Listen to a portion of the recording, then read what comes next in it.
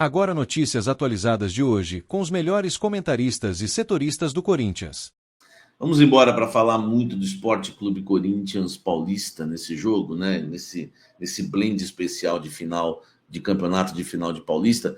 Quero falar primeiro da cabeça de porco, né? A cabeça de porco virou uma tendência, né? Viralizou e as provocações são repetidas antes dos jogos Corinthians e Palmeiras, Palmeiras e Corinthians e antes, né, do derby.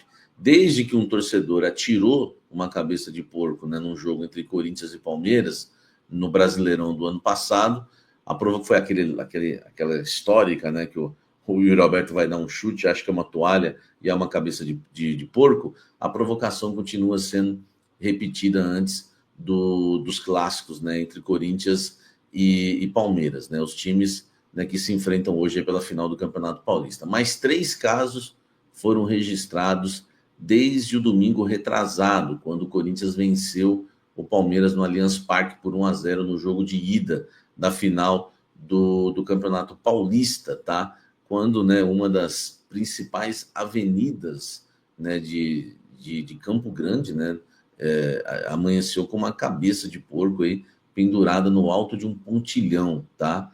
Além, né, da cabeça aí do animal, morto, claro, né? Havia mensagem clima hostil para porco em uma faixa, tá?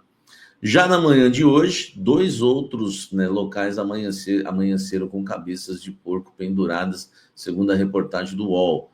Uma no litoral paulista, na subsede da organizada Mancha Alviverde, né, na cidade de Praia Grande, ali no bairro Tupi, e a outra no centro de Três Lagoas, né, mais uma na cidade aí de Mato Grosso do Sul, tá? Na fiação, né, de uma rua apareceu, né, uma também, uma cabeça de porco. Na Praia Grande, o chão da calçada também, né, apareceu pichado, tá? Você sabe que isso tudo aconteceu, né, desde do ano passado tem acontecido, quando, né, um torcedor, o Osni Fernando Luiz, né, conhecido como Cicatriz, ele acabou, né, sendo responsável por isso, se apresentou, né, inclusive para depoimento, e neste ano, né, já uma cabeça de porco foi deixada em um dos portões do Allianz Parque também, fato que ocorreu antes do clássico, né, válido pela fase de grupos, em fevereiro do Campeonato Paulista, quando terminou empatado por 1-1. O mesmo Osni confessou envolvimento no caso, e agora ele está impedido de entrar em jogos, tá? Além de ter o seu perfil excluído no Instagram, e também, né, o Osni, o que é ruim, que todo jogo do Corinthians ele tem que se apresentar no batalhão de choque durante as partidas. Imagina, além de não poder entrar mais no estádio, ainda o Corinthians vai jogar um jogo desse, ele tem que ir para lá, né, se apresentar. Enfim, eu quero que você, né, deixe o seu comentário, né, ele mesmo, sim, eu já bati um papo com ele falou que acha muito injusto, que aconteceu tanta coisa, né, horrível, né, no futebol, enfim, violência, e nunca ninguém foi, né, foi tão punido como ele, né? Eu queria até deixar esse registro dele aqui, porque uma vez ele entrou em contato comigo, né, pedindo, né, essa posição, tá? Deixa o like aqui e me fala o que você acha disso tudo. Ele me pediu essa ajuda para falar sobre isso, eu acho justo citar, tá bom? Deixa o like, mas deixa a sua opinião, o que você pensa sobre isso. O Corinthians entrou em contato com a Federação Paulista de Futebol, tá? É uma informação que eu apurei, o UOL apurou, o GE apurou. Então, quer dizer, é uma informação mais do que checada por muita gente. O Fabinho Soldado foi o responsável, né, o diretor executivo de futebol do Corinthians, de ligar na Federação Paulista de Futebol para dizer que estava preocupado com a arbitragem. Não foi nada hostil, né? Foi um papo assim, educado, mas apesar, né, de tudo sair bem, né, em relação a Rafael Claus no jogo de ida, tá?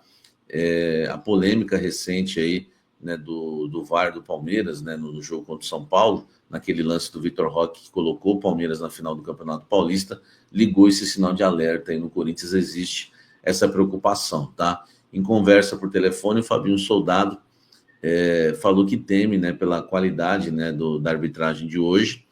O Matheus Delgado Candansan será o árbitro da partida, né? Enquanto Daiane Muniz comandará o VAR.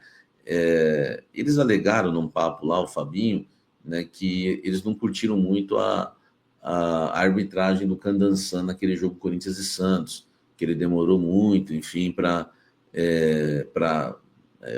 expulsar o jogador, deveria ter expulsado, né, o jogador do Santos, na ocasião que fez a falta, né, no Yuri Alberto, o Zé Ivaldo logo de cara, e precisou do VAR, enfim, e outras questões que também eles não curtiram, tá? O tom foi amigável, como eu já disse, né, entre o Corinthians e a federação, e a própria arbitragem, né, a própria federação diz que não vai tolerar erros, né? Enfim, e também a meia-culpa, né, que a Federação Paulista fez, preocupou, né, o Corinthians também, já que nessa semana a Federação Paulista de Futebol admitiu que errou na marcação do pênalti lá do Vitor Roque, né, entre Palmeiras e São Paulo. Então a situação um pouco aí gera um pouco de temor em relação à cúpula corintiana, mas essa pressãozinha do Fabinho Soldado já trouxe pelo menos um conforto, um consolo para a comissão técnica do Corinthians e jogadores. Comente aqui embaixo se você acha que o Coringão deve se preocupar realmente com a arbitragem do jogo de hoje. Deixe seu like. Olha só, informação exclusiva no canal Café do Setorista. Lembra os conselheiros que ficaram sem ingressos? Estavam reclamando bastante, porque o conselheiro, ele pode, até um dia antes, tá? Até um dia antes do jogo, ele, por regra, né, no Corinthians, ele pode comprar o seu ingresso. Isso é colocado em documento, inclusive pelo clube, tá? Só que os conselheiros falaram que nunca aconteceu na história do clube, né, algo desse jeito, que eles foram comprar o ingresso no dia que abriu a venda dos ingressos e mesmo eles tendo esse direito, eles não conseguiram comprar. Isso gerou uma insatisfação muito grande com a diretoria. Na hora que abriu, foram comprar, falaram que não conseguiram historicamente. Eu anunciei essa reclamação, tá? Os conselheiros reclamaram, e aí sabe o que aconteceu? Houve, né? Eu tenho algumas fontes ali no grupo de conselheiros do Corinthians, e aí houve um aviso lá, tá? Que a secretaria do clube, né? Acabou ali, né?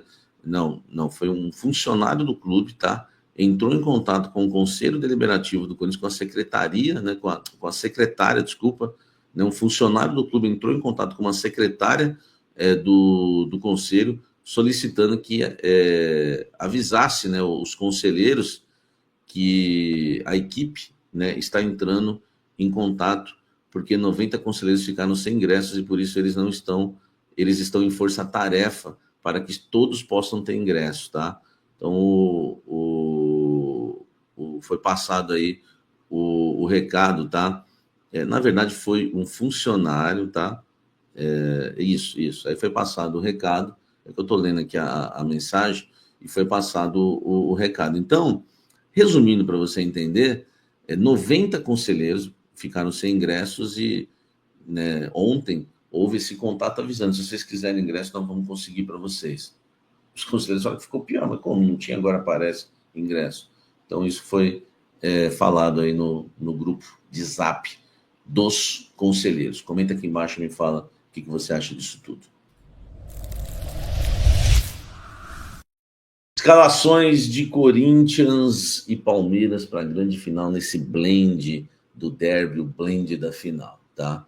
As escalações oficiais vão sair às 20h35, 1 hora antes do jogo.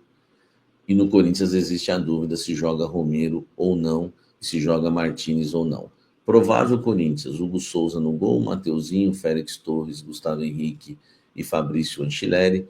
No meio-campo, Ranieri de primeiro volante, Carrillo na direita, Martínez na esquerda, ou, né, existem as outras opções de volante, né, para volância, né? Rian, que foi o substituto do Martínez no primeiro jogo, Bidon para trazer mais criação, Alex Santana para cadenciar mais o jogo, o Michael mais experiência, enfim, são as opções para o lugar do Martínez se ele não tiver condição de jogo.